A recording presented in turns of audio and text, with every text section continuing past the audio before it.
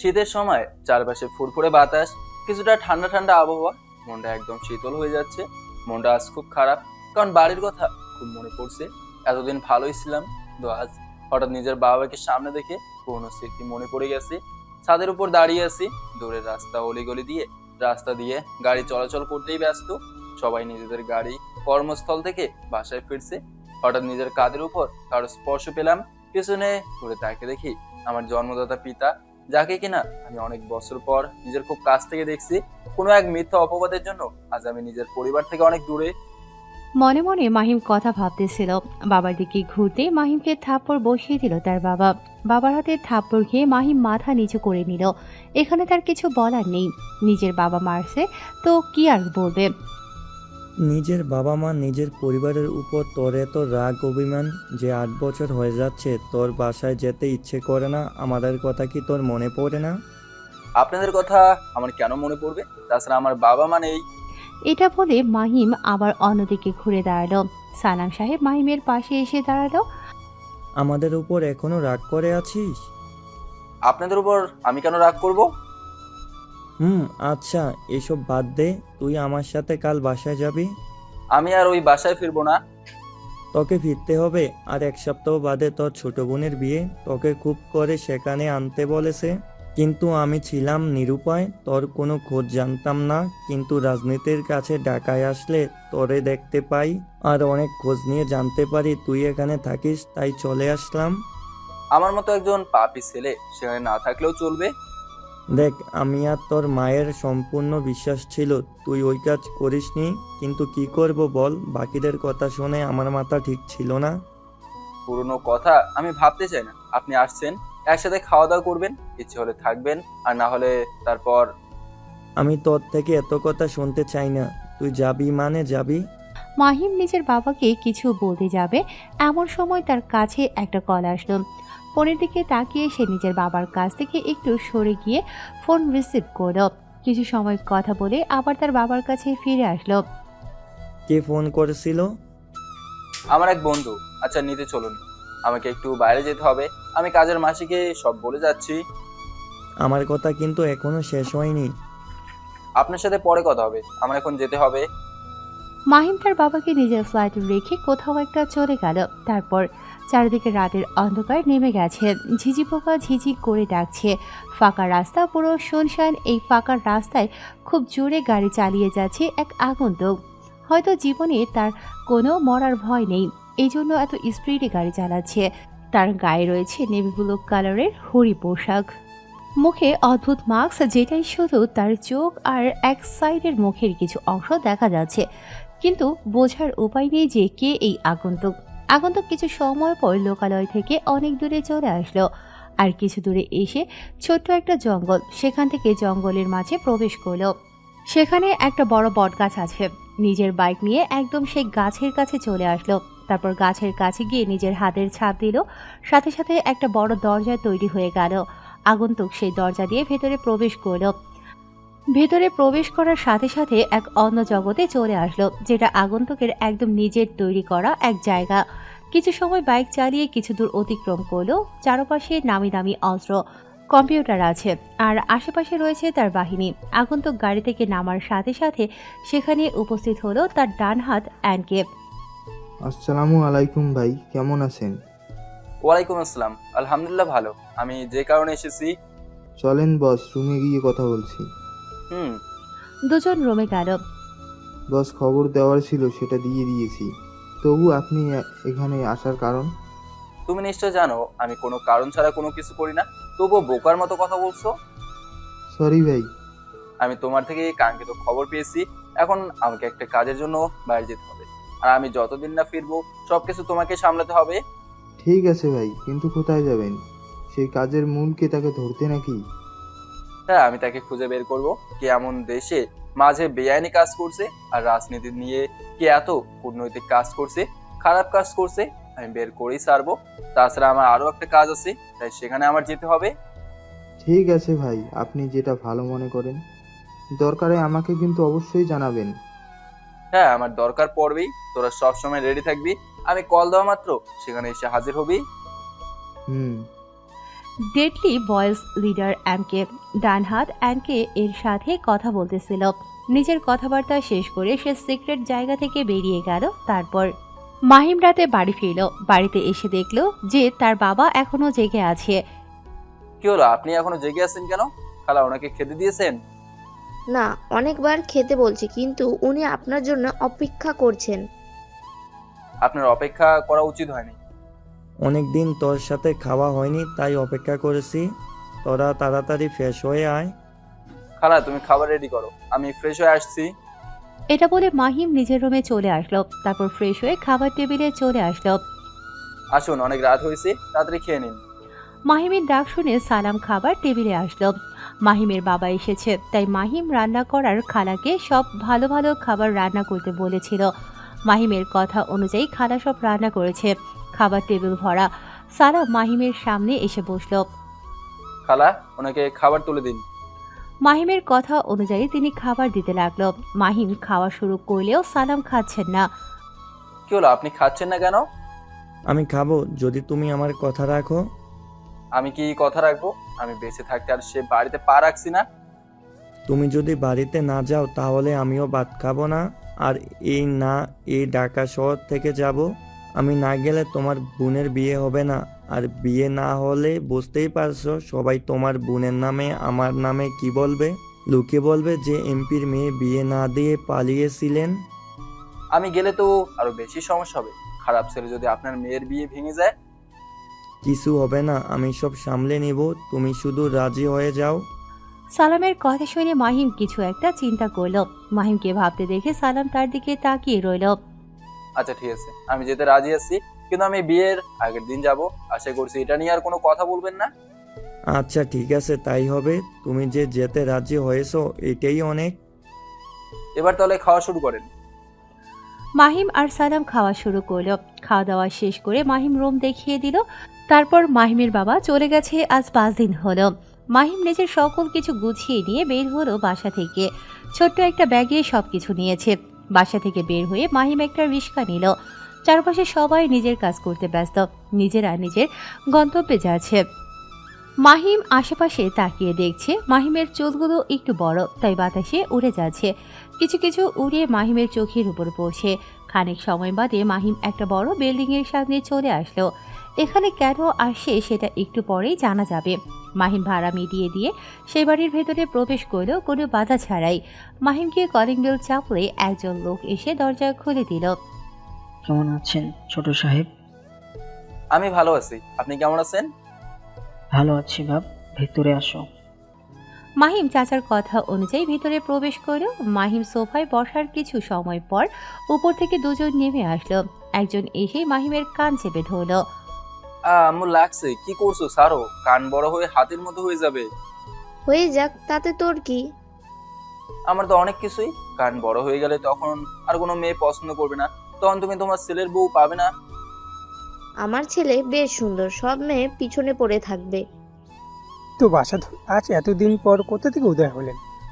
কোথা থেকে আর উদয় হবে, নিজের বাসা থেকে। তো ব্যাগপত্র গুছিয়ে এবার কোথায় যাওয়া হচ্ছে ঘুরতে? বাবা, এবার এমন এক জায়গায় যাচ্ছি যেটা সিক্রেট। এমন কোথায় যাচ্ছ যে সেটা সিক্রেট? বলা যাবে না। তুই আমার একমাত্র ছেলে, তাহলে তুই আমাকে রেখে কেন ঘুরে বেড়াস? মা, এখনই তো সময়, কাজের ভেতর গেলে তখন তো আর পারবো না। রাবিয়া, মাহিম একদম ঠিক বলছে। তাছাড়া তুমি জানো, দেখো 1 মাস পর তার দায়িত্ব শুরু। মাহিম তার বাবা মার সাথে কথা বলে নাস্তা করে সেই বাড়ি থেকে বের হলো। তারপর বড় একটি বাস শ্যামলী, সেই বাসে করে মাহিম নিজের গ্রামের উদ্দেশ্যে রওনা দিয়েছে। বাস চলতে শুরু করেছে। কয়েকটি স্টপ পার হওয়ার পরে টাঙ্গাইল থেকে একটি মেয়ে বাসে উঠল। কোনো জায়গায় সিট ছিল না, সেজন্য মেয়েটি এসে মাহিমের পাশে বসলো। মাহিমের সেদিকে কোনো খেয়াল নেই, সে এক দৃষ্টিতে বাইরে তাকিয়ে আছে। কিছু সময় পর মাহিম বলল যে তাকে কেউ খোঁচা মারছে। প্রকৃতি দেখায় এতটাই ব্যস্ত ছিল যে মাহিমকে কেউ ডাকছে সেটা সে খেয়ালই করেনি। বিরক্ত হয়ে মাহিম পাশে তাকালো, দেখলো যে মেয়েটি তাকে ডাকছে। মাহিম নিজের কান থেকে ইয়ারফোন খুলে ফেললো। কি হলো, কিছু বলবেন? আপনি এভাবে খোঁচা দিচ্ছেন কেন? আপনাকে এই জন্য খোঁচা দিচ্ছি যে কখন থেকে আপনাকে ডাকছি কিন্তু আপনি শুনতে পারছেন না। ও আচ্ছা, তো কি জন্য ডাকছেন? আসলে অনেকটা পথ জার্নি করতে গেলে আমি চুপ করে থাকতে পারি না। কারো সাথে কথা বলতে ভালো লাগে, কিন্তু আপনার সাথে কথা বলবো তো আপনি তো অন্যদিকে ঘুরে আছেন।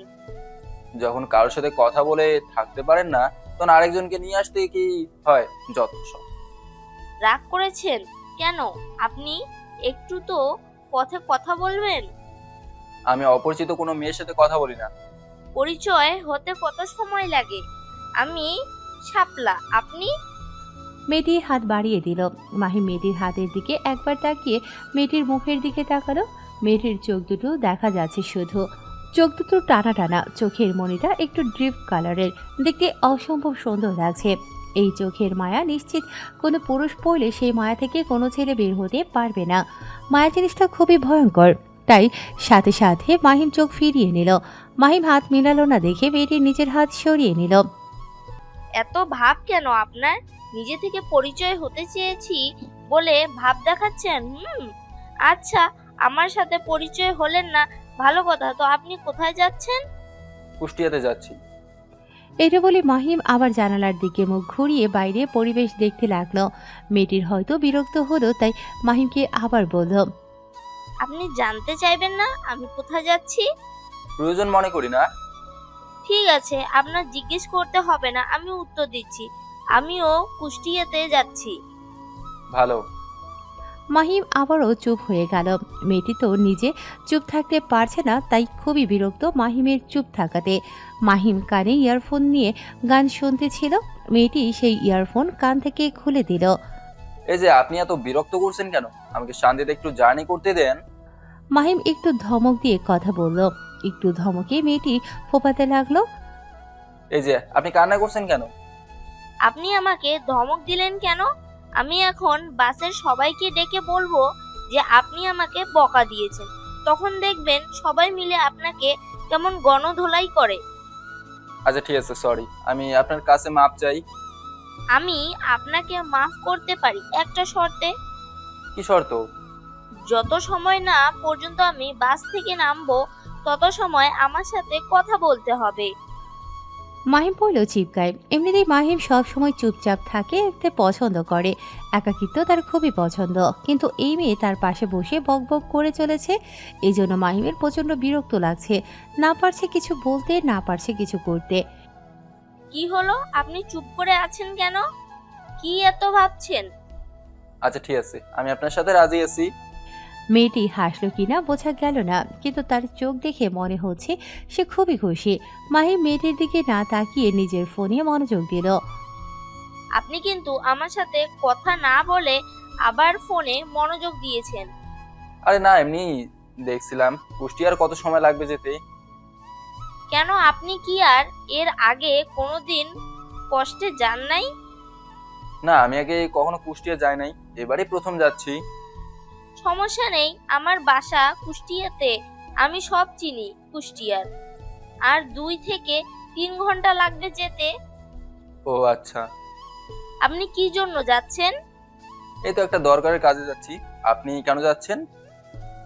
আমার চাচাতো বোনের বিয়ে, এই জন্য বাসায় যাচ্ছি। আসার পথে হঠাৎ গাড়িটি নষ্ট হয়ে গিয়েছে, তাই গাড়ি আবার চেঞ্জ করলাম। ও আচ্ছা। মাহিম আবার চুপ। মেয়েটি বলল যে, এই ছেলেটি আগাগোড়া কেমন চুপ থাকে। আপনি কি এমন চুপ থাকা পছন্দ করেন? আপনার হঠাৎ এমন প্রশ্ন কেন? না, এই যে কেমন কথা না বলে আবার চুপ হয়ে গেলেন। আমি তো সবকিছু জিজ্ঞেস করছি, আপনি তো কিছুই বলছেন না।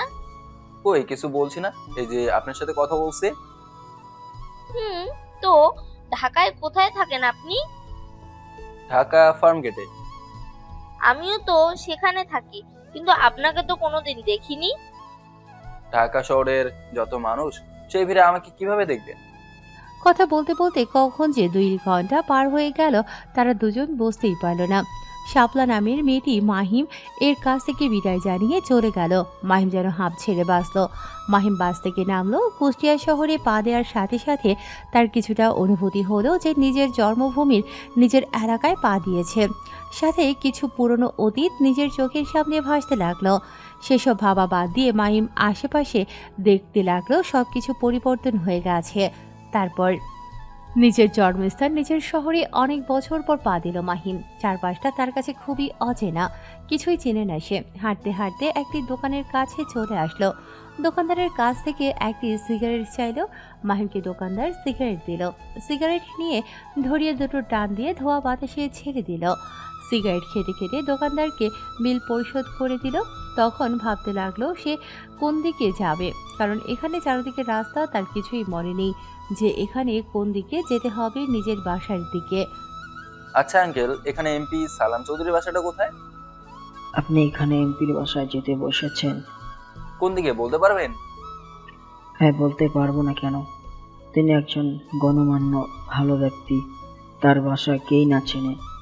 আপনি ওই সামনের অটো স্ট্যান্ডে গিয়ে এমপির বাসায় যাবেন, এটা বলেন, আপনাকে তারা নিয়ে যাবে। আচ্ছা ঠিক আছে আঙ্কেল, ধন্যবাদ। মাহিম সিগারেটটা সম্পূর্ণ টেনে রাস্তায় ফেলে দিল। তারপর পা দিয়ে পিষে ফেললো। পকেটে হাত ঢুকিয়ে সামনের দিকে হেঁটে চলল। কাঁধে তার স্কুল ব্যাগ, যেখানে কিছু জামা কাপড় আছে। হাঁটতে হাঁটতে অটো স্ট্যান্ডে চলে আসলো। ভাইয়া, আপনি কি আমাকে এমপি সালাম চৌধুরীর বাড়িতে নিয়ে যেতে পারবেন? অটোর মাঝে এক ব্যক্তি শুয়েছিল। তাকে মাহিম কথাটি বলল। লোকটি হয়তো অটো ড্রাইভার। মাহিমের কথাটি শোনায় সোজা হয়ে উঠে বসলো এবং মুখের দিকে তাকিয়ে রইল। হ্যাঁ, যাবো তো। ওঠেন, আপনি উঠে বসুন। লোকটি কথাটি বলে নেমে দাঁড়ালো। মাহিম অটোতে উঠে বসলো। কিছু সময়ের মাঝে অটো ড্রাইভার নিজের অটো চালাতে লাগলো। 15 মিনিট পর একটি গ্রামের রাস্তায় প্রবেশ করলো। সেখানে 5 মিনিট অটো চালানোর পর একটি বড় বাড়ির সামনে এসে থামলো। বাড়িতে চারপাশে লাইটিং করা এবং রাস্তা জুড়ে লাইটিং দেখা মনে হচ্ছে ভালোই আয়োজন করা হয়েছে। ড্রাইভার সেই বাড়ির সামনে গাড়ি দাঁড় করালো।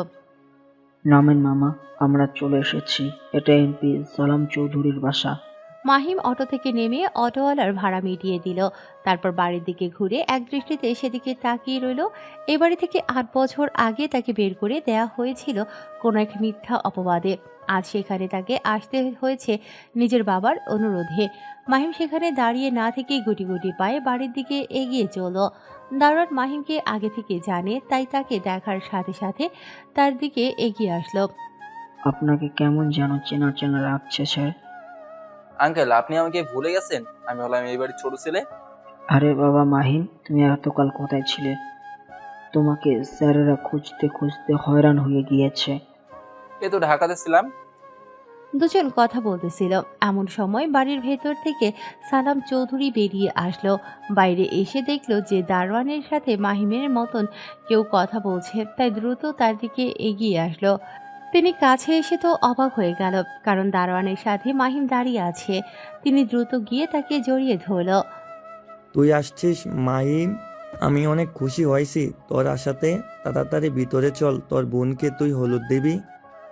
না বাবা, আমি আমার বোনকে হলুদ দিতে পারবো না। তুমি আমাকে একটা রুম দেখিয়ে দাও, আমি সেখানে চলে যাই। সেটা বললে তো হবে না, আমি যেটা বলছি সেটাই তোকে শুনতে হবে। ছোটবেলা থেকে মাহিম তার বাবাকে ভয় পায়, তাই তার বাবার সাথে আর কথা বাড়ালো না। মাহিমের হাত ধরে তার বাবা এগিয়ে নিয়ে যেতে লাগলো যেখানে তার মেয়ে মায়াকে গায়ে হলুদ দেয়া হচ্ছে।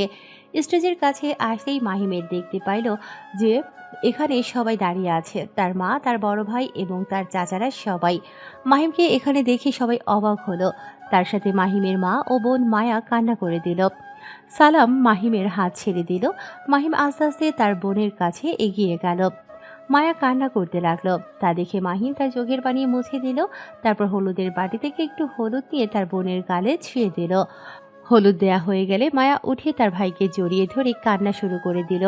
আশেপাশের যারা ছিল তারা তো বেশি অবাক হয়ে গেছে যে কে এই ছেলে। ছেলে পক্ষ থেকে আসা একটি ছেলে সে মাহিমকে মায়ার থেকে ছাড়িয়ে দিল। থাপ্পড় মারতে গিয়েও কি ভেবে যেন হাত নামিয়ে নিল। কে তুই? আর মায়া তোমাকে জড়িয়ে ধরার সাহস কিভাবে পেল? আমি কে মিস্টার, সেটা মায়ের কাছ থেকে জিজ্ঞেস করে নেবেন। এটা বলে মাহিম সেখান থেকে চলে আসতে লাগলো। ভাইয়া, তুই আমাকে ছেড়ে যাস না। আবার কোথায় চলে যাচ্ছিস? মায়ার মুখে ভাইয়া ডাক শুনে ছেলেটি বুঝতে পারলো যে এটা তার ভাই, কিন্তু তার মুখে যে প্রশ্ন লেগে আছে সেটা দেখে বোঝা যাচ্ছে। মায়া, এটা কি তোমার ভাই? আগে তো কখনো দেখিনি। এটা আমার আপন ছোট ভাই। মায়া দৌড়ে গিয়ে মাহিমের হাত চেপে ধরে। প্লিজ ভাইয়া, তুই আমাকে ছেড়ে আবার চলে যাস না। তোকে অনেক খোঁজার চেষ্টা করেছি, কিন্তু পাইনি। চিন্তা করিস না, তোর বিয়ে খেয়ে তারপর যাব। এখন তুই গিয়ে হলুদের আসনে বস। এমন সময় সেখানে মালেকা বেগম আসলো, এসে মাহিমকে জড়িয়ে ধরে কান্না করে দিল। এতদিন কি তোর মায়ের কথা মনে পড়েনি? তুই এতটা নিষ্ঠুর হলি কিভাবে? মাহিমেরও খুব খারাপ লাগছে, কিন্তু নিজেকে খুব কষ্ট করে আটকে রেখেছে কান্না থেকে। এমন সময় সালাম সাহেব তাদের কাছে এগিয়ে আসলো। মালেকা, এখানে অনেকেই আছে, এভাবে সিন ক্রিয়েট করো না। যা করার বার ভিতরে গিয়ে করো। নিজের স্বামীর কথা শুনিয়ে ছেড়ে দিল। তিনি মায়াকে হলুদ দেওয়ার আসনে বসতে বলে মাহিমের হাত ধরে বাড়ির ভিতরে চলে গেল। সরি মায়া, আমি বুঝতে পারিনি যে ওটা তোমার ভাই। কোনো সমস্যা নেই, তোমার তো জানা নাই, তাই এমন করেছো। আচ্ছা তুমি থাকো, আমি এখন যাই। আমাদের তো কাজ হয়ে গেছে। বাবা মায়ের থেকে বিদায় নিয়ে যেও। তারা তো এখন নিজের ছেলেকে নিয়ে ব্যস্ত, আমি গিয়ে কি করব? আর তার থেকে বরং আমরা চলে যাই। ওকে। এরপর সাগর নামের ছেলেটি তার সঙ্গী সাথীদের নিয়ে সবার থেকে বিদায় নিয়ে চলে গেল। অন্যদিকে মাহিমকে তার মা বাবা বাড়ির ভেতরে নিয়ে গেল, তারপর সোফায় বসিয়ে দিল। মাহিমকে তিনি সোফায় বসিয়ে দিয়ে নিজের হাতে জুস বানিয়ে নিয়ে আসলেন, তারপর মাহিমকে খেতে দিলেন।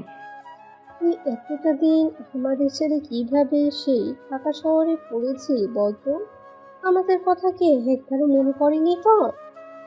মনে পড়ে তো, কিন্তু নিজের মধ্যে শক্ত করে রেখেছিলাম যেন আমার মতন পাপী মুখ তোমাদের আর দেখতে না হয়।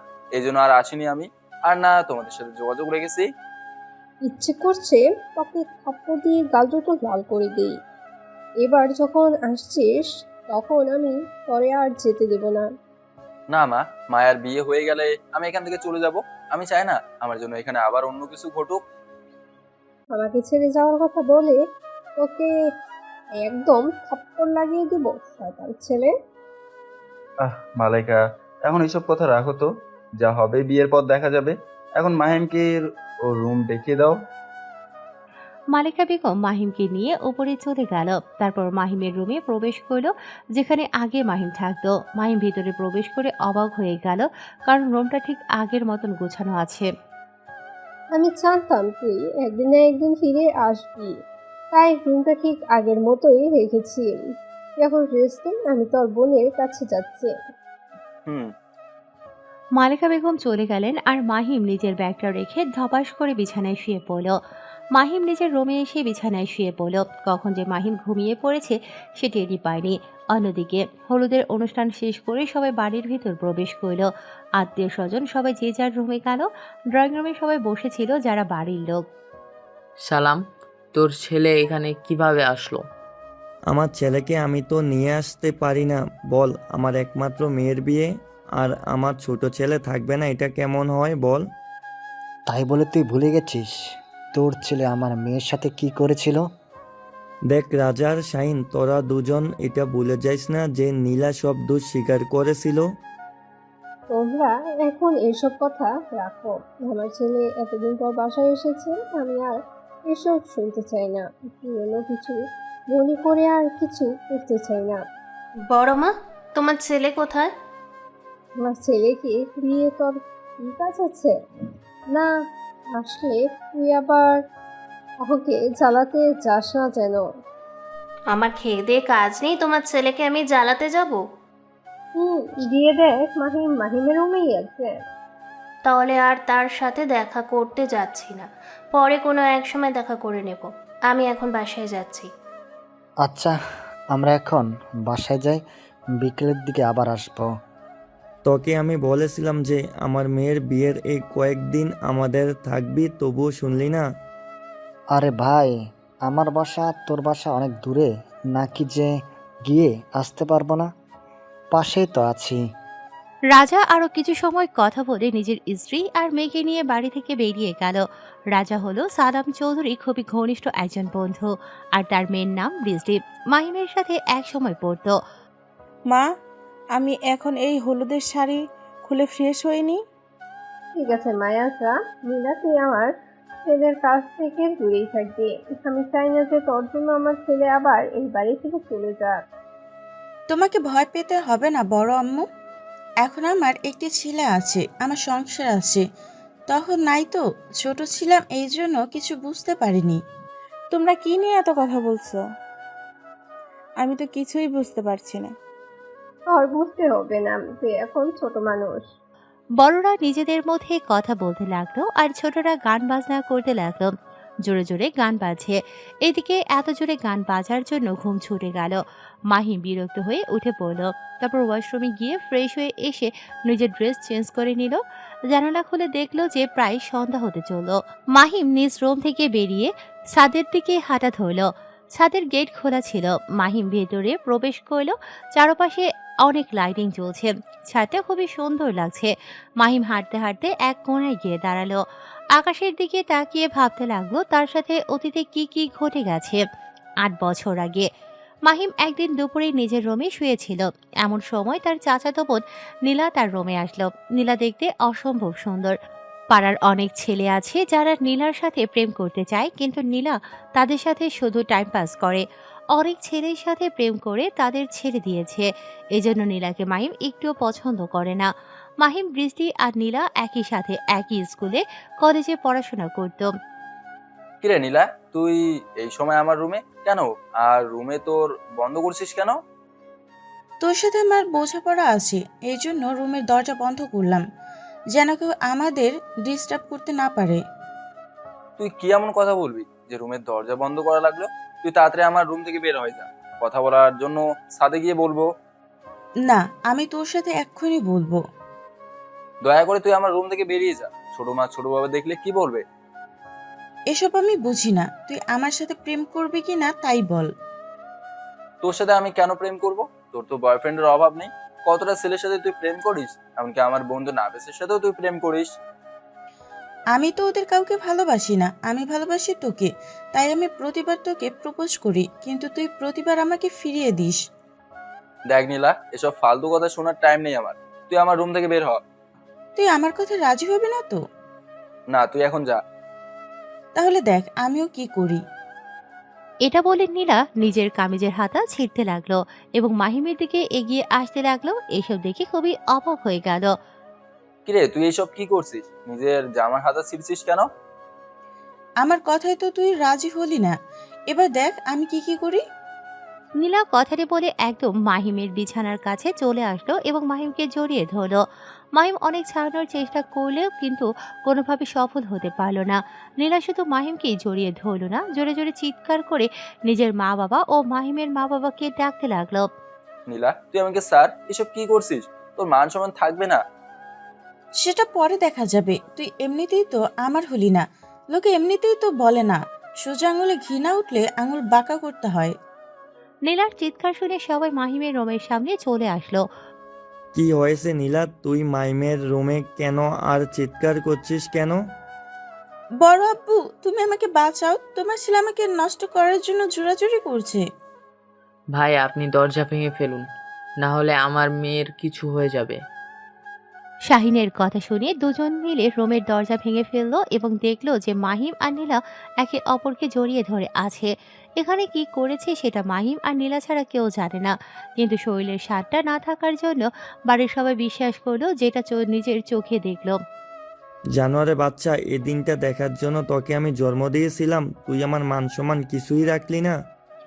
এটা বলে মাহিমকে বিছানা থেকে তুলে ধাক্কা দিয়ে ফেলে দিল। সাথে সাথে মাহিমের মাথায় গিয়ে দরজার কোণে লাগলো এবং কেটে গেল। বাবা, বিশ্বাস করো, আমি নীলার সাথে কিছুই করি নাই। ও জোর করে আমার সাথে।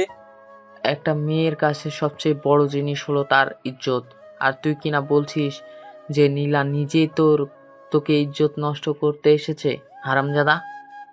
এটা বলে শাহিন মাহিমকে মারতে লাগলো। ভাই, আপনি যদি মাহিমকে এই বাড়ি থেকে বের করে না দেন তাহলে আমি বাড়িতে থাকতে পারবো না। তুই কোনো চিন্তা করিস না শাহিন, এমন কুলাঙ্গার ছেলে অন্য আমার আর তোর মধ্যে ফাটল ধরুক সেটা আমি চাই না। এর মাঝে রাজা, বৃষ্টি এবং বৃষ্টির মা মাহিমের কে বাঁচাতে চলে আসলো। মাহিমকে বেল্ট দিয়ে মারতে মারতে নিচে নিয়ে আসলো। কি হয়েছে, তুই এভাবে মারছিস কেন? বড় মা, কি হয়েছে? বড় আব্বা মাহিমকে এমন মারছে কেন? বৃষ্টির কথা শুনে তিনি মুখ ঘুরিয়ে নিলেন। নীলার দিকে তাকিয়ে বুঝতে পারল যে এখানে কি করেছে, সেই জন্য বৃষ্টি আর কিছু বলল না। সালাম, তুই তোর ছেলেকে বাড়ি থেকে বের করে দে। সামনে নির্বাচন, কেউ যদি জানতে পারে যে তোর ছেলে এমন কুলাঙ্গার তাহলে কেউ ভোট দিবে না। নিজের বন্ধুর এমন কথা শুনে সালাম চৌধুরী কিছু একটা ভাবলো, তারপর সেখান থেকে চলে গেল। কিছু সময় আগেও মাহিমের জীবন অনেক হাসি খুশি ছিল, কিন্তু খানিক সময় বাদে যে নিজের জীবনে এমন অন্ধকার নেমে আসবে সেটা মাহিম ভাবতে পারেনি। মা, তোমরা বিশ্বাস করো, আমি এমন কিছু করতে চাইনি। তুই আমাকে মা বলে ডাকবি না, তোর ওই পাপি মুখে আমি মা ডাক শুনতে চাই না। মাহিম তার মায়ের পা জড়িয়ে ধরতে গেল, কিন্তু তার মা নিচে পা সরিয়ে নিল। তোর ওই পাপি হাত দিয়ে আমাকে স্পর্শ করবি না। ছোট আম্মু, ছোট আব্বু, তোমরা তো বিশ্বাস করো, নীলের সাথে কিছুই করিনি। মাহিমের কথা তাদের দুজনও বিশ্বাস হলো না। তারা দুজন মুখ ঘুরিয়ে নিল। মাহিম কোনো উপায় না দেখে রাজা ও রেহানা বেগমের কাছে গেল, কিন্তু তাদেরকে বলার পরও তারা বিশ্বাস করলো না। মাহিম এবার বৃষ্টির সামনে গিয়ে দাঁড়ালো। বৃষ্টির চোখে পানি, হয়তো নিজের চোখের পলক ফেলে চোখ দিয়ে পানি গড়িয়ে পড়বে। তুই অন্তত বিশ্বাস কর, আমি নীলের সাথে কিছু করিনি। আমার সাথে মাহিম আর কিছু বলতে পারল না। তার আগে বৃষ্টি মাহিমের গালে থাপ্পড় বসিয়ে দিল। তারপর কান্না করতে করতে বাড়ি থেকে বেরিয়ে নিজের বাড়িতে চলে গেল। বৃষ্টির উপর মাহিমের অনেক বিশ্বাস ছিল, কিন্তু সেও যে তাকে অবিশ্বাস করবে মাহিম সেটা ভাবতে পারেনি। কাউকে বিশ্বাস করাতে পারল না যে সে নির্দোষ। এমন সময় সালাম সাহেব একটি ব্যাগ নিয়ে এসে মাহিমের পায়ের কাছে ছুঁড়ে মারল। বেরিয়ে যে আমার বাসা থেকে, তোর মতো কুলাঙ্গার ছেলের জায়গা আমার বাড়িতে নেই। তোর মুখ যেন আমাদের আর দেখতে না হয়। এটা বলে সালাম সাহেব উপরে চলে গেলেন। মাহিম যখন কাউকে বিশ্বাস করাতে পারল না যে সে কিছুই করেনি, তখন সে খুবই হতাশ হলো যে এতদিন সে কাঁধে সাথে ছিল, নিজের মা বাবা তাকে বিশ্বাস করছে না। এবার সে নীলার কাছে গেল। কিছু বলতে গিয়েও মাহিমের গলায় আটকে গেল কথা। তারপর মুচকি হেসে নিজের ব্যাগটি নিয়ে বাড়ি থেকে বেরিয়ে পড়ল, কারোর সাথে কোনো কথা না বলে। সন্ধ্যা পার হয়ে গিয়েছে, এজন্য কেউ বুঝতে পারল না যে চৌধুরী বাড়ির ছেলে কেমন করে বাড়ি থেকে চলে গেল। কিছু সময় বৃষ্টির বাড়ির সামনে দাঁড়ালো, কিন্তু বৃষ্টিকে দেখতে পারল না। তাই মনের দুঃখ নিয়ে সে হাঁটতে লাগলো। মারার কারণে তার পুরো শরীর ব্যথা হয়ে গেছে, এজন্য সে হাঁটতে পারছে না। এরপর মাহিম কোনো একভাবে ঢাকায় চলে আসে। মাহিম ছাদের উপর দাঁড়িয়ে নিজের অতীত ভাবতেছিল। এমন সময় তার পেছনে কারো উপস্থিতি অনুভব করলো। পেছনে তাকিয়ে দেখলো যে বাসের সেই মেয়েটি। তাকে দেখে মাহিম বেশ অবাক হলো। কি হলো, আপনি এখানে? এটা আমার বাসা আর আমি থাকবো না। আপনার বাসা মানে? এটা আমার বাসা মানে আমি আপনার ছোট চাচার ছোট মেয়ে। তাহলে তুমি মিলেই? এই তো এখন চিনতে পারছেন দেখছি। আমাকে তো দেখছি আপনি ভুলেই গেছেন। উফ, আপনি তো আমার পরিচিত, তাহলে আর আপনি আপনি করছে কেন? তুমি করে বলবো। সেটা তোমার ইচ্ছে, কিন্তু তুই তো অনেক বড় হয়ে গেছিস, তুই তো আমি চিনতেই পারিনি। তুই বাসে নিজের নাম শাপলা বললি কেন?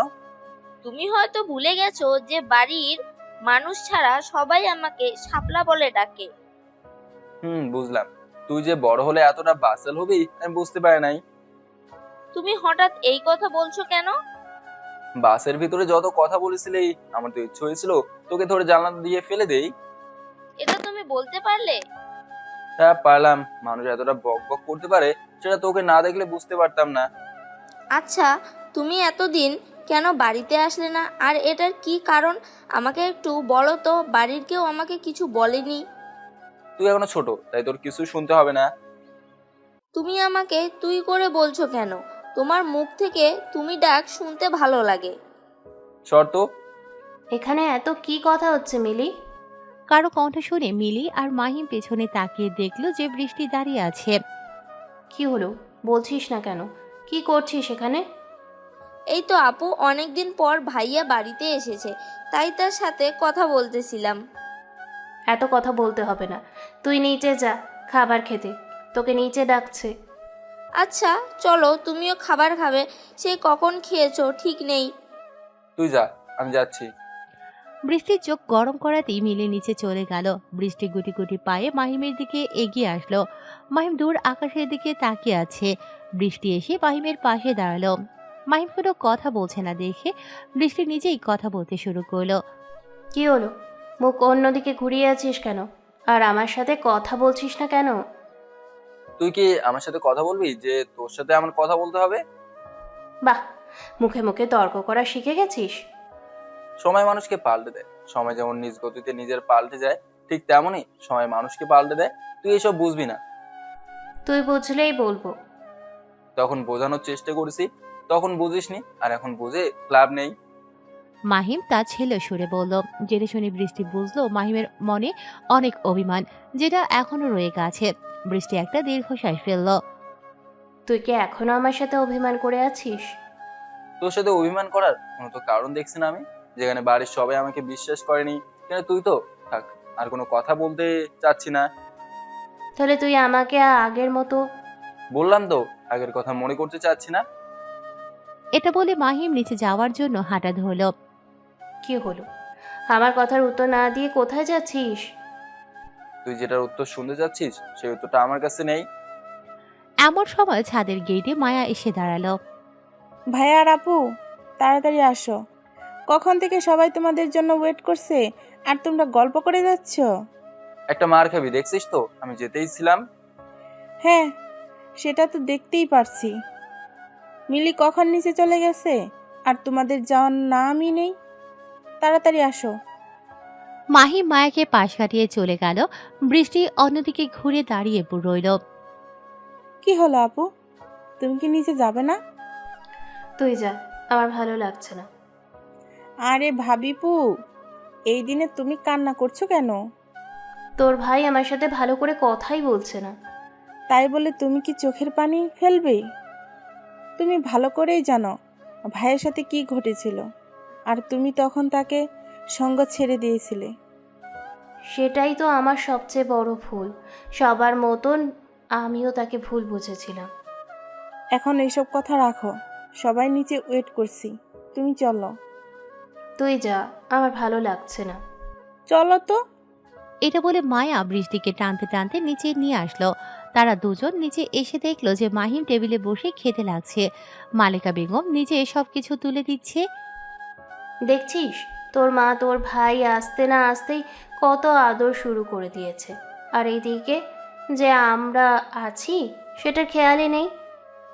এত পাকনা কথা বলতে হবে না, বসে পড়, পরেও খেতে দিচ্ছে। মায়া আর বৃষ্টি খেতে বসে পড়ল। খাওয়া দাওয়া করার সময় মাহিম বুঝতে পারল যে তার পায়ের সাথে কেউ পা দিয়েছে। সামনে তাকিয়ে দেখলো যে বৃষ্টির মুচকি হাসে। মাহিম তাড়াতাড়ি খেয়ে টেবিল থেকে উঠে বলল এবং চলে গেল। রাত 12টা কি একটা। গ্রামের পাশে একটি পুরনো জঙ্গল আছে, আর সেই জঙ্গলের ভেতরে আছে একটি পুরনো বাড়ি, যেখানে কোনো মানুষ যায় না। গ্রামের অনেক মানুষ বলেছে সেখানে ভূত আছে, কিন্তু এই সুযোগটাকেই কাজে লাগিয়েছে কিছু দুষ্কৃতকারীরা। পুরনো সেই বাড়ির ভেতরে একটি চেয়ারে বসে আছে এক ব্যক্তি, যার কথায় ভেতরে সবাই কাজ করছে। তাড়াতাড়ি মালগুলো ভ্যানে তোলো, আজ রাতের ভিতরে মালগুলো শহরে বাজার করে দিতে হবে। ঠিক আছে বস, আপনি কোনো চিন্তা করবেন না, আমরা খুব তাড়াতাড়ি কাজটি করে ফেলবো। আর আমি শুনেছি যে পুলিশ ফোর্স খুব কড়া গার্ড দিচ্ছে। হ্যাঁ ভাইয়া, কয়েকদিন ধরে পুলিশ খুবই জ্বালাতন করছে, কিন্তু আমাদের ধরতে তারা পারবে না। আর ধরলেও বা কি, আমরা হলাম রোলেক্স গ্যাংয়ের লোক, আমাদের দেখে তো তারা থরথর করে কাঁপবে। এটা তুমি একদম ঠিক বলেছিস, গ্যাংয়ের লোক দেখলে সকল পুলিশের হাওয়া টাইট হয়ে যায়। তাহলে আর চিন্তা কিসের বস? ওই পুলিশকে নিয়ে আমার কোনো চিন্তা নেই, চিন্তা হচ্ছে বসকে নিয়ে। বস এই মাসে সবচেয়ে বেশি ডিল ফাইনাল করেছে এবং সেগুলো খুব তাড়াতাড়ি পাচার করে দিতে হবে। তাছাড়া বস কয়েকদিনের মাঝে 20 মেয়েকে জোগাড় করতে বলছে, তোরা তাড়াতাড়ি এই কাজটি করতে লেগে পড়। বস, আপনার ওপর আর একজন বস আছে, কিন্তু কে সে, যাকে আমরা আজ পর্যন্ত দেখলাম না? আমি নিজেই আজ পর্যন্ত তাকে দেখিনি, তাহলে তোরা কিভাবে দেখবি? আড়াল থেকে তুমি সব কাজ করে যাচ্ছেন। ও আচ্ছা, এত বক বক না করে নিজের কাজ কর তাড়াতাড়ি, এবং তাড়াতাড়ি মালগুলো পাচার করে দিই। নিজের বসের ধমক শুনে ছেলেগুলো তাড়াতাড়ি কাজ করতে লাগলো। বস লোকটি নিজ পকেট থেকে সিগারেট বের করে ধরে টান দিতে লাগলো মনের সুখে। পরের দিন সকালে খুব জোরে জোরে গান বাজার কারণে ঘুম ভেঙে গেল। এমনিতেই সারা রাত মাহিমের ঘুম হয়নি, আবার এত সকালে গান বাজাচ্ছে, এজন্য মাহিমের খুব রাগ হচ্ছে। তবুও নিজের বাসা বলে কিছু বলতে পারছে না। বালিশ কানের উপর দিয়ে শুয়ে রইল, তবুও সে ঘুমোতে পারল না। একসময় বিরক্ত হয়ে মাহিম বালিশ ছুঁড়ে মারল, সাথে সাথে বালিশ দেয়ালের সাথে গিয়ে বাড়ি লেগে পড়ে গেল। এমন সময় রুমের ভেতরে মায়া প্রবেশ করল। কিরে ভাইয়া, আর কত সময় ঘুমাবি? তোর একটা মাত্র বোনের বিয়ে, আর তুই কিনা পড়ে পড়ে ঘুমাচ্ছিস?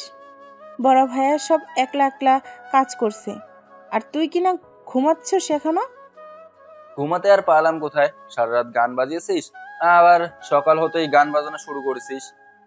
একটা মাত্র দিন, একটু তো বাজাবেই বল। কিন্তু তুই তাড়াতাড়ি নিচে আয়, কারণ আম্মু তোকে ডাকছে। সবাই কাজে লেগে পড়লে তোকে আর কেউ নাস্তা দেবে না, বলে দিলাম। দিতে হবে না, তুই এখন যা তো। তাড়াতাড়ি ভাইয়া, না হলে আমি কিন্তু তোর গায়ে পানি ঢেলে দেব। আচ্ছা ঠিক আছে, তুই যা, আমি আসছি। তাড়াতাড়ি আসবি, বলে দিলাম। মায়া মাহিমের রুম থেকে বেরিয়ে গেল। মাহিম কিছু সময় বিছানায় থেকে উঠে পড়ল, তারপর ফ্রেশ হয়ে এসে রুম থেকে বেরিয়ে পড়ল। অনেক সকাল হয়েছে, চারপাশে অনেক লোকজন। মাহিমের বাবা সালাম চৌধুরী এখানকার এমপি, এজন্য অনেক মানুষ এসেছে যারা মাহিমের কাছে অপরিচিত। মাহিম সিঁড়ির কাছে এসে দেখল যে তার সকল কাজিনরা নিচে বসে আড্ডা দিচ্ছে, তার মাঝে বৃষ্টিও আছে। মাহিম আস্তে আস্তে হাঁটতে হাঁটতে নিচে নেমে আসলো। আরে ভাইয়া, তুই আসছিস? সবাই এখানে বসে আড্ডা দিছি, আর তুই নিজের রুমে পড়ে ঘুমাচ্ছিস। এইসব গান বাজনা হাসি ঠাট্টা আমার ভালো লাগে না, তাই নিজের রুমে শুয়েছিলাম, কিন্তু তোদের জন্য তো আর ঘুমে থাকা হলো না। কথাটি বলে মাহিম খাবার টেবিলে গিয়ে বসলো, কিন্তু তাকে যে খেতে দেবে কাউকে আশেপাশে দেখলো না। এমন সময় সেখানে বৃষ্টি এসে হাজির হলো। আশেপাশে কাউকে খুঁজছিস মনে হচ্ছে। সেটা তো জানতে হবে না। তো কাকে জানাবি? ওই নীলাকে? খাওয়া কথা না বলে এখান থেকে সর তো। এখানে তোকে কেউ খাবার দিতে আসবে না, আর বড় মা বলেছে তুই ঘুম থেকে উঠলে আমাকে খাবার দিতে। তুই দাঁড়া, আমি তোকে খাবার দিচ্ছি। মাহিম সেখানে বসেছিল, বৃষ্টি কিচেন থেকে খাবার নিয়ে আসতেছিল। এমন সময় সেখানে মিলি উপস্থিত হলো। কি হলো, তুমি এত দেরি করে ঘুম থেকে উঠলে কেন? আর রাতে তোমাকে দেখলাম না। রাতে সবাই কত মজা করলাম, তুমি জানো? এইসব জানার প্রয়োজন মনে করি না আমি। তুমি এত খারাপ কেন? সবাই কত আনন্দ করছে আর তুমি একা ঘরে বসে থাকছো। এমন সময় বৃষ্টি মাহিমের জন্য নাস্তা নিয়ে আসলো, তারপর টেবিলের উপর দিল। এই নে, তাড়াতাড়ি খাবার খেয়ে নে। আর মিলি, তুই আড্ডা দিতে দিতে এখানে উঠে আসলি কেন? এই তো মাহিম ভাইয়ের সাথে একটু কথা বলতে লাগলাম, তাকে তো আর খুঁজে পাওয়া যাচ্ছে না। আড্ডা দেওয়ার এখন অনেক সময় আছে, তুই এখন এখান থেকে যা। মিলি মুখ ভেঙিয়ে সেখান থেকে চলে গেল। তুই বাসায় বসে আছিস কেন? তাড়াতাড়ি খাবার খেয়ে নে। তোর তো আর কোনো কাজ নেই, কিন্তু অন্য মানুষের অনেক কাজ আছে। আমি কি অন্য মানুষের কাজ করতে নিষেধ করেছি, নাকি তাকে ধরে রেখেছি? ধরে রাখিসনি, কিন্তু নিজে কি করছিস সেটা কি ভুলে গেছিস?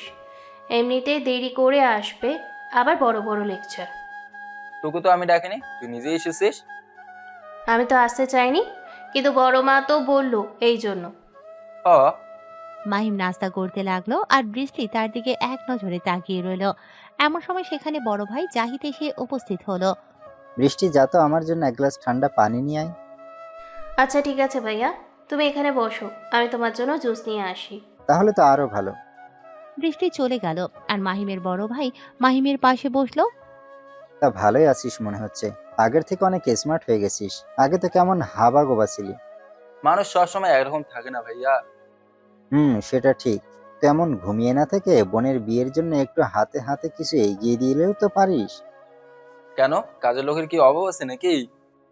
কাজের লোকের অভাব থাকবে কেন? তুই তো একটু হাতে হাতে আমাদের এগিয়ে দিলে পারিস। কেন, আমি কি কাজ করছি না? এইসব কাজ আমি পারবো না। তারা দুই ভাই কথা বলতেছিল, এমন সময় সেখানে বৃষ্টি উপস্থিত হলো। বৃষ্টি এসে জাহিদের জুসের গ্লাস এগিয়ে দিল। জাহিদ জুসটুকু খেয়ে সেখান থেকে চলে গেল। ভাইয়া তোকে কি বলতেছিল রে? কি আর বলবে, একটু হাতে হাতে কাজে গিয়ে দেওয়ার জন্য। ও আচ্ছা, তুই কি আমাকে একটু পার্লারে নিয়ে যাবি? তোকে আমি কেন পার্লার নিয়ে যাব? তোর দরকার তুই একলা যা।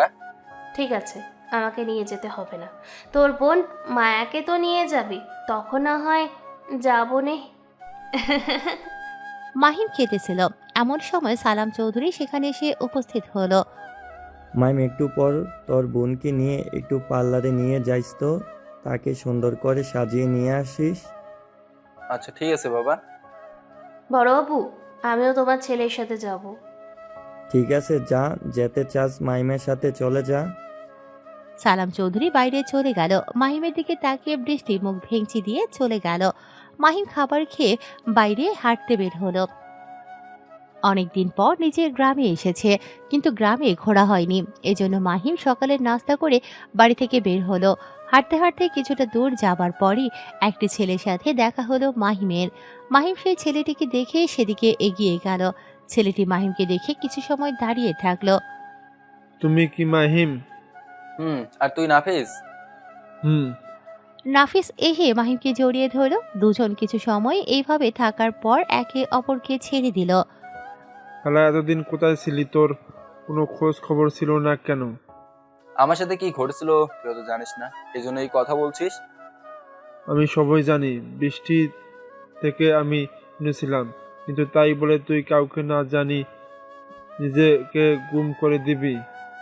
পুরনো কথা বাদ দে, এখন বল তোরা কেমন আছিস, আর নিয়ম কোথায়? নিয়াম আর রাজু আমাদের আড্ডাখানায় বসে আড্ডা দিচ্ছে, আমি সেখানে যাচ্ছি, তুইও চল আমার সাথে। ঠিক আছে। দুই বন্ধু গল্প করতে করতে নিজেদের আড্ডাখানার দিকে যেতে লাগলো। কিছু সময় পর তারা দুজন সেখানে পৌঁছালো। নিয়াম আর রাজু নাফিজের পাশে কাউকে দেখে দাঁড়িয়ে গেল। কিছু সময় দেখার পর বুঝতে পারলো যে এটা তাদের খুব পুরনো বন্ধু। সাথে সাথে তারা দুজন দৌড়ে এসে মাহিমকে জড়িয়ে ধরলো। কেমন আছিস তোরা? আমরা ভালো আছি। তার আগে এটা বল যে তুই কোথায় ছিলি? আমরা তো ভাবছিলাম নিজের বোনের বিয়েতে তুই ফিরে আসবি না। তা আমি জানতাম না যে মায়ার বিয়ে। হঠাৎ ঢাকাতে বাবার সাথে দেখা হয়েছিল, তিনি আমাকে বললেন। তুই ঢাকায় কোথায় ছিলি বলতো? তোকে পুরো ঢাকা শহর খুঁজে দেখেছি, কিন্তু পাইনি। সেটা সিক্রেট। তো তোরা আমার বোনের বিয়েতে যাস নাই কেন? ভাইয়ের হাতে হাতে কাজটা এগিয়ে দিলেও তো পারিস।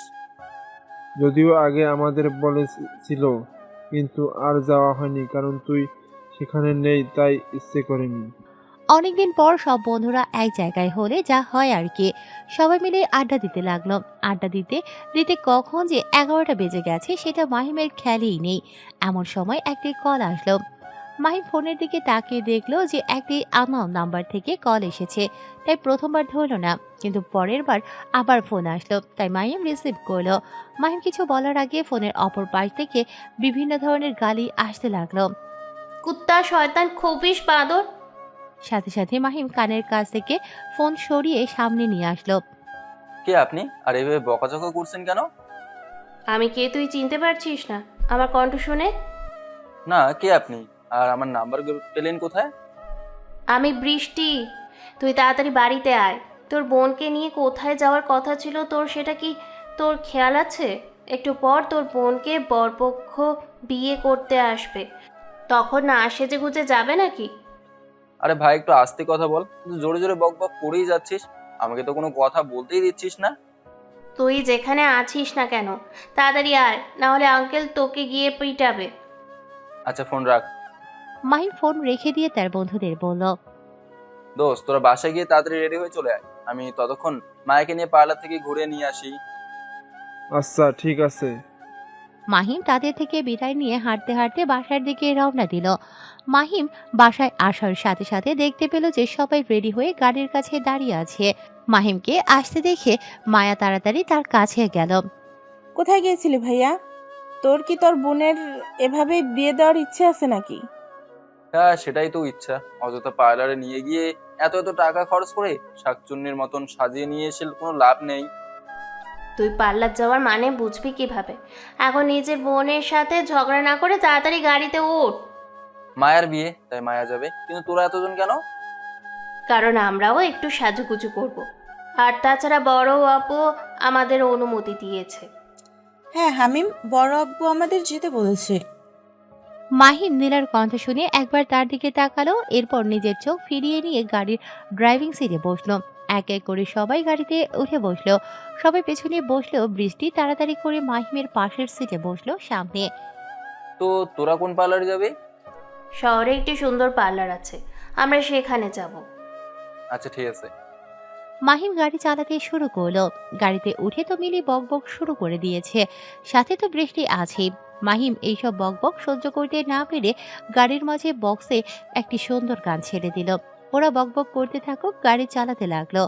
তারা আধ ঘন্টা পর শহরের মাঝে একটি সুন্দর পার্লারে চলে আসলো। এক এক করে সবাই গাড়ি থেকে নামতে লাগলো। এখানে মোট 5 জন আছে, সব মাহিমের কাজিন। ভাইয়া, তুই এখানে দাঁড়িয়ে থাক, এটা মহিলা পার্লার, তো তাই তোকে অ্যালাউ করবে না। আমরাও কোনো শখ নেই যে তোর সাথে ভিতরে যাওয়া। তোরা তাড়াতাড়ি রেডি হয়ে আয়। এখানেই থেকো, আবার কোথাও হারিয়ে যাস না যেন। সবাই এক এক করে ভেতরে চলে গেল। এত জনের মধ্যে মিলি কোনো সুযোগই পাইছে না মাহিমের সাথে কথা বলতে। মাহিম অপেক্ষা করতে করতে খুবই বোরিং লাগছিল। এজন্য রাস্তার অপর পাশে একটি চায়ের দোকানে গেল। চায়ের দোকানে অনেকগুলো বখাটে ছেলে দেখতে পেল, কিন্তু সে কিছুই বলল না। চায়ের অর্ডার দিল। তো ভাই, মালগুলো তোর কি হয় রে? কাকে বলছেন, আমাকে? হ্যাঁ হ্যাঁ, তোকেই বলছি। গাড়ি থেকে নামলো মালগুলো, কিন্তু খুব জোশ ওরা। তোর কি হয়? ওরা আমার বোন হয়। তোদের বোনকে কি একদিনের জন্য আমাদের সাথে রাত কাটাতে দিবি? এর বিনিময়ে তোকে অনেক টাকা দিব। বখাটে ছেলের কথা শুনে মাহিমের অনেক রাগ হতে লাগলো, তবুও কিছু বলল না। চা খেয়ে বিল মিটিয়ে দিয়ে আবার গাড়ির কাছে চলে আসলো এবং অপেক্ষা করতে লাগলো। মেয়েদের সাজতে যে এত সময় লাগে সেটা মাহিম আগে জানতো না। মাহিম ফোন বের করে গেম খেলতে লাগলো। গেম খেলতে খেলতে কখন যে 2 ঘন্টা পার হয়ে গেল মাহিম বুঝতে পারল না। এমন সময় কথা বলতে বলতে তারা পার্লার থেকে বেরিয়ে আসলো। মাহিম সামনে তাকিয়ে অবাক হয়ে গেল, কারণ মনে হচ্ছে সামনে থেকে এক ঝাঁক পরি হেঁটে আসছে। তোদের সাজতে এত সময় লাগে? আগে জানলে তোদের সাথে মোটেও আসতাম না। বিয়ের অনুষ্ঠান, একটু সাজতে তো সময় লাগবেই। এখন বলো, আমাদের কেমন লাগছে? মাহিম একবার সবার দিকে তাকিয়ে মায়াকে বলল, তোদের সবাইকে এক একটা পেতনির মতো লাগছে, যা বোঝানোর মতো নয়। শুধু শুধু টাকাগুলো নষ্ট করি। এমনিতেই তোরা আগে থেকেই পেতনি, আবার সেজে গুজে পেতনি হয়ে এসেছিস। মাহিমের কথা শুনিয়ে তারা খুব রেগে গেল, কিন্তু কিছু বলার আগে বখাটে ছেলেগুলো তাদের কাছে চলে আসলো। আরে সুন্দরী, তোমাদের সুন্দরের কদর তোমার ভাই বুঝবে না, কিন্তু আমরা খুব ভালো করেই বুঝতে পারবো। চলো, আজ রাতটা আমাদের সাথে কাটিয়ে আসবে। তোমাদের আমার খুব পছন্দ হয়েছে। মুখ সামলে কথা বল, না হলে তোর জিভ টেনে ছিঁড়ে ফেলবো। ভাই, আমার মনে হচ্ছে ওই মেয়েটার ভোল্টেজ বেশি আছে। আগে কিন্তু আমরা এই মেয়েটার সঙ্গে রাত কাটাবো। ভাইয়া, তুই এদের কিছু বল। তোর সামনে আমাদের এইসব খারাপ খারাপ কথা বলছে, আর তুই কিছু না বলে চুপ করে আছিস। মায়া, রাস্তায় কুকুর ঘেউ ঘেউ করলে তাকে গিয়ে আমরা মারবো না, বরং সেই সেই করে তাড়িয়ে দেওয়া উচিত। মাহিমের মুখে এমন কথা শুনে বখাটে ছেলেগুলো রেগে গেল এবং তেড়ে এসে মাহিম তার কাজিনদের নিয়ে পার্লারে এসেছিল। 2 ঘন্টা যাবার পর তারা পার্লার থেকে বের হয়। এমন সময় রাস্তার অপর পাশ থেকে বখাটে ছেলেগুলো মাহিমদের কাছে চলে আসে এবং বিভিন্ন রকম খারাপভাবে কথা বলতে থাকে। এতে মায়া ও বৃষ্টি প্রচণ্ড রেগে যায়। দেখ, তুই কিন্তু আমাকে চিনিস না। আমি হলাম এখানকার এমপির মেয়ে, আমার সাথে লাগতে আসিস না। ওরে সুন্দরী, তাই নাকি? তুই যদি এমপির মেয়ে হয়ে থাকিস, তাহলে আমি এখানকার সাবেক এমপির একমাত্র ছেলে। আমারও পাওয়ার কম নেই যে তোর বাবাকে দেখে ভয় পাবো। আবিরের সাথে এত বক বক করে লাভ নেই। যে কোনো দুটো মাল খেয়ে এখান থেকে তুলে নে, এদের নিয়ে গিয়ে কি করব। আর এই যে একটা দেখে মনে হচ্ছে বিবাহিত, ওকে নেওয়া লাগবে না। বিবাহিত নিয়ে কি করে, ওর তো আগেই শেষ। নেব আমরা কচি মেয়েগুলো, এমপির মেয়ে, আর ওই যে মেয়েটা তেজ বেশি ওটাকে নেব, তারপর মস্তি করে শেষ করে দিব। মাহিম, তুই কিছু বুঝিস না কেন? এরা তোর সামনে আমাদের যা তাই বলছে, আর তুই মুখ বুজে দেখে যাচ্ছিস। কুকুর যদি পায়ের কাছে এসে ঘেউ ঘেউ করে, তাহলে তাই বলে কি আমি কুকুরের পায়ের কাছে গিয়ে ঘেউ ঘেউ করবো? ভাই, এই শালাটা আমাদের কুকুরের সাথে তুলনা করলো, আগে এর ব্যবস্থা করি। ঠিক আছে, ওই শালাকে বুঝিয়ে দে আমিও কামরুল চৌধুরীর ছেলে আবির চৌধুরী। পাঁচজন মিলে মাহিমকে মারতে আসলো। এটা দেখে তাড়াতাড়ি বৃষ্টি তাদের সামনে আসে। ছেলেগুলো বৃষ্টিকে সামনের দিকে ধাক্কা দিয়ে সরিয়ে দিয়ে মাহিমের কলার চেপে ধরলো, তারপর রাস্তার মাঝখানে নিয়ে গেল। প্লিজ দয়া করে আমার ভাইকে ছেড়ে দাও, আমার ভাইকে তোমরা কিছু বলো না। এটা বলে আবির তাদের মারতে বলল। আবিরের বন্ধুরা মাহিমকে যেই না মারতে যাবে এমন সময় কোথা থেকে একটি গাড়ি চলে আসলো এবং গাড়ি থেকে কয়েকজন মুখোশধারী লোক নামলো, যাদের হাতে হকস্টিক। তারা এসেই আবিরের বন্ধুগুলোকে মারতে লাগলো। মার খেয়ে তারা চিৎপটাং হয়ে গেল। সবাই রাস্তার উপর শুয়ে কাতরাচ্ছে। এক সময় সেই লোকগুলো আবার সেই গাড়িতে উঠে চলে গেল। এত সময় সবাই দাঁড়িয়ে দাঁড়িয়ে দেখতেছিল মাহিম ও সেই একই ন্যায় রাস্তার এক কোণায় দাঁড়িয়ে তাদের মার খাওয়া দেখতেছিল। মাহিম রাস্তার অপর পাশ থেকে হাঁটতে হাঁটতে তাদের কাছে চলে আসলো। চলে আসাতে মায়া তাকে জিজ্ঞেস করলো, ভাইয়া তোর কিছু হয়নি তো? আর লোকগুলো কারা ছিল? সেটা তো আমিও জানি না, হয়তো ওদেরই কোনো শত্রু হবে। ভাগ্য ভালো সঠিক সময় তারা চলে এসেছিল, না হলে যে আমার কি অবস্থা করতো বুঝতেই পারছি না। তুই তো একটা গাধা, দাঁড়িয়ে দাঁড়িয়ে দেখতেছিলে, আমাদের কত কিছু বলে গেল। এখন বেশি কথা না বলে গাড়িতে ওঠ তাড়াতাড়ি, এমনিতে অনেক দেরি হয়ে গেছে। তখন দেখা যাচ্ছে যে বরযাত্রী চলে এসেছে কিন্তু বউ গিয়ে এখনো পৌঁছায়নি। তোকে আমি পরে দেখে নিব, আর সুন্দরী তোমাদেরকেও। আবির কথাটি বলে তার বন্ধুদের কাছে চলে গেল। তাদের ধরে এক এক করে গাড়িতে তুলল। এদিকে মাহিম ও বাকিরা সবাই বাড়ির দিকে রওনা দিল। মাহিম নিজের রুমে রেডি হতেছিল, এমন সময় তার তিন বন্ধু হুড়মুড় করে তার রুমের ভেতর প্রবেশ করল। এমন করে ঢোকাতে মাহিম তার দিকে অবাক হয়ে তাকিয়ে রইল। কিরে, তোরা কি আমার বাড়িতে চুরি করতে এসেছিস? দরজা ভেঙে চোরে ঢুকে পড়ছিস? ভেঙ্গে সুরে কেন ঢুকবো? আমরা তো ভাবছি তোকে কেউ গুম করে দিয়েছে, এই জন্য তাড়াতাড়ি ঢুকলাম। তোদের সেটা মনে হবার কারণ কি? কারণ তো আছেই। সে কখন বলে রুমে ঢুকেছিস, এখনো বের হওয়ার নামও নাই। আর এদিকে বরপক্ষ চলে এসেছে, কিছু সময় পরে তোর বোনের বিয়ে পড়ানো শুরু হবে, আর তুই এখনো রেডি হয়ে যাচ্ছিস। নিচে কত মেয়ে ঘোরাঘুরি করছে, তোর জন্য শান্তিতে দেখতে পাচ্ছি না। ভাবলাম কই সবাই একসাথে দেখবো। তোরা শালা সেই আগের মতো রয়ে গেলে। চল, আমি রেডি হয়ে গেছি। মাহিম রুম থেকে বের হলো। সে একই নেভি ব্লু কালারের পাঞ্জাবি পরেছে, চুলগুলো সুন্দর করে স্পাইক করা। তাকে দেখতে নায়কের থেকে কম লাগছে না। মাহিম সিঁড়ির কাছে এসে দেখলো যে বাড়ির ভেতর সবাই অনেক আনাগোনা করছে। তারা চারজন হেঁটে বাইরে চলে আসলো। বাইরে এসে দেখলো যে সবাই টেবিল রেডি করে ফেলেছে এবং বরযাত্রীরা গেটের কাছে আছে। বন্ধু চল গেটের কাছে যাই, সেখানে মনে হয় বৃষ্টি, নীলা এবং মিলিরা বরের থেকে টাকা আদায় করছে। একটু গিয়ে দাঁড়ালে হয়তো কিছু টাকা ভাগ পেতে পারি। আমি তোর মতন ফকির নই যে কিছু টাকা নেওয়ার জন্য এখানে যাই তর্ক বিতর্ক করবো।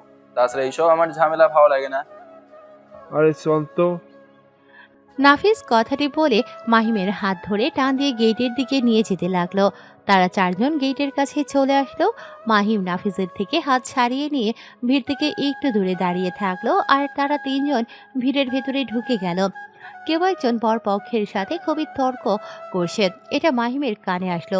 মাহিম আরেকটু কাছে এগিয়ে গিয়ে দেখতে লাগলো কি কি হচ্ছে। হঠাৎ মাহিমের নজর পড়লো বৃষ্টির দিকে। তাকে দেখে মাহিমের চোখ দুটো থমকে গেল, কারণ বৃষ্টি খুব সিম্পলভাবে নিজেকে সাজিয়ে তুলেছে। তার দিকে তাকাতে তো আরো বেশি অবাক হয়েছে যে বৃষ্টিও নেভি ব্লু কালারের একটা শাড়ি পরেছে। মাহিমের মন যে কোন দিকে ছিল সে বুঝতেই পারেনি যে তারা এত সুন্দর করে পার্লার থেকে সেজেছিল। আরে বিয়ে করতে আসছে, আর সাথে টাকা নিয়ে আসেনি। মাত্র 20,000 টাকা চেয়েছি, এই টাকায় দিতে পারছে না, তাহলে আমার বোনকে নিয়ে গিয়ে খাওয়াবেন কি? তোমাদের খাওয়ানোর মতো আমাদের অনেক কিছু আছে, কিন্তু তোমাদের দেওয়ার মতো টাকা আমার কাছে নেই, কারণ আমরা ফকিরকে এত টাকা দিই না।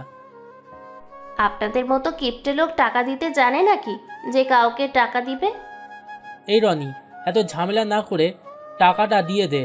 কেন রে সাকুর, তোর শালিদের ওপর কি দরদ আছে নাকি বিয়ে করার জন্য তোর হয়েছে না? বন্ধুর মুখে এমন কথা শুনে বরের কথা বন্ধ হয়ে গেল। তারা আবার তর্ক করতে লাগলো। অনেক সময় তর্ক করার পর তারা গেট ছাড়লো। বরপক্ষ এসে নিজেদের আসরে বসে পড়ল। বৃষ্টি ও বাকিরা তো কাঙ্ক্ষিত টাকা পেয়ে তারা অনেক খুশি। তারা হাসতে হাসতে বাড়ির ভেতরে চলে গেল। কিছু সময় যাওয়ার পরে বিয়ে পড়াতে শুরু করলো। সময় যেতে লাগলো, বিয়ে পড়ানো সম্পূর্ণ হয়ে গেল।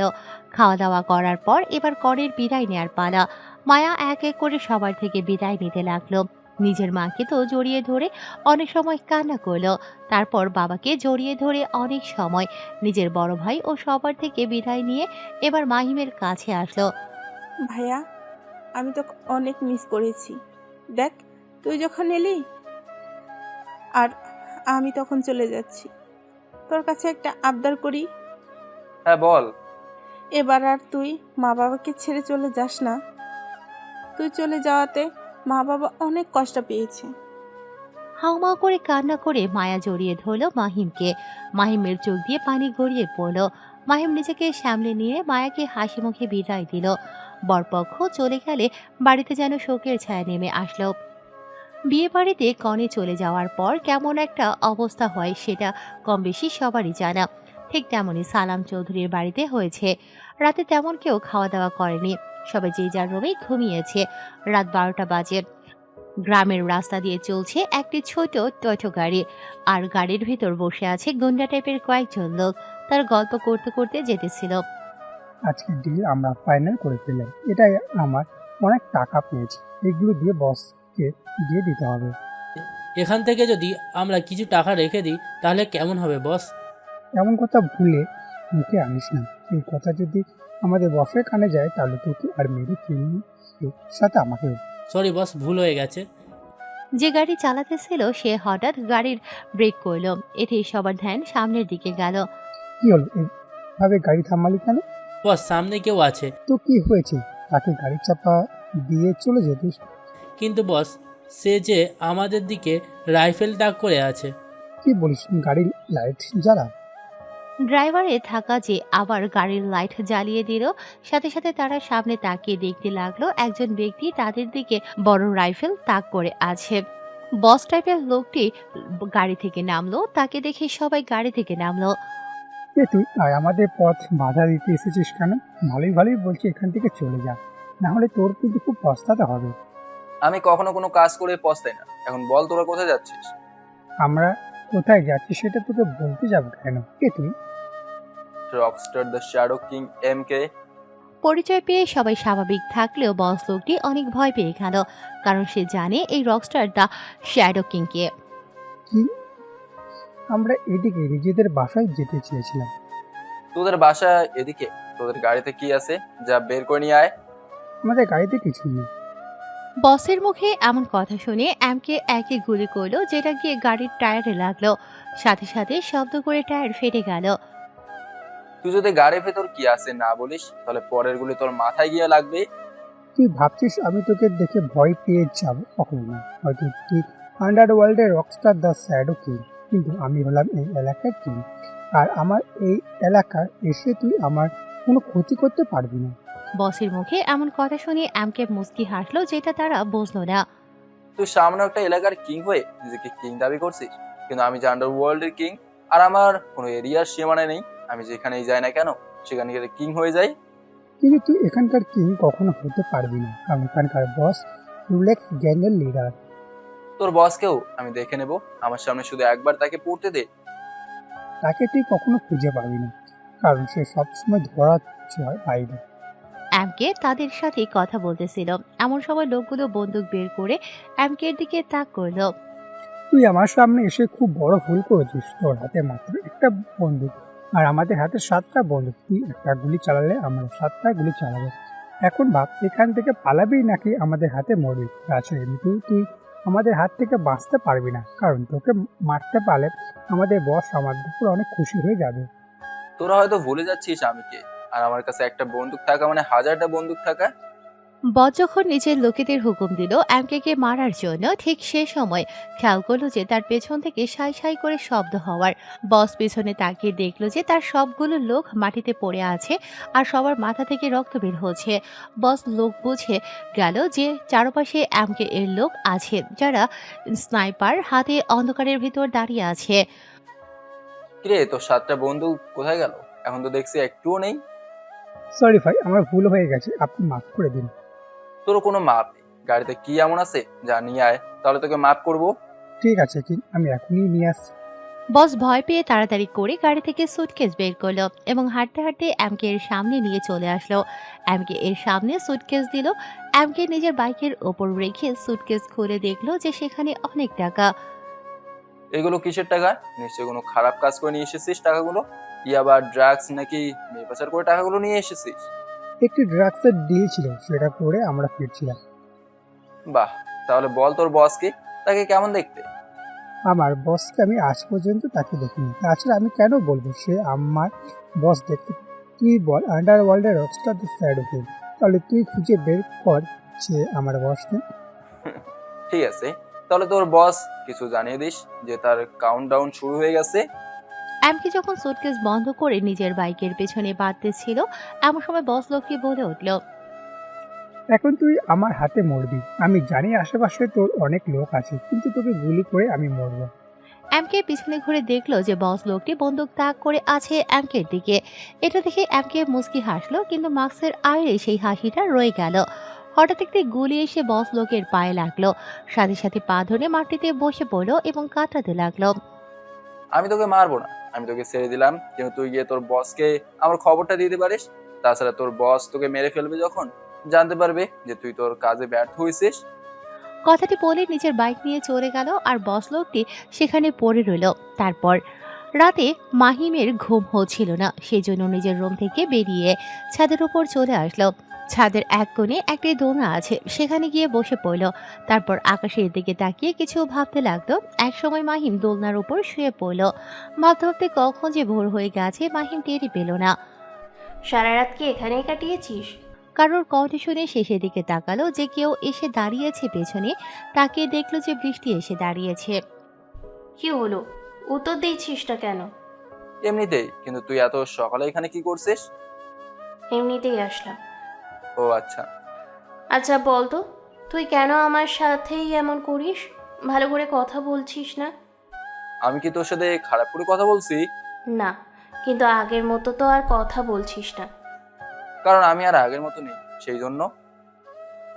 বৃষ্টি যখন মাহিমের মাথার কাছে বসলো, মাহিম তখন দোলনা থেকে উঠে পড়ল আর চলে যেতে নিল, কিন্তু বৃষ্টি তার হাত ধরে ফেলল।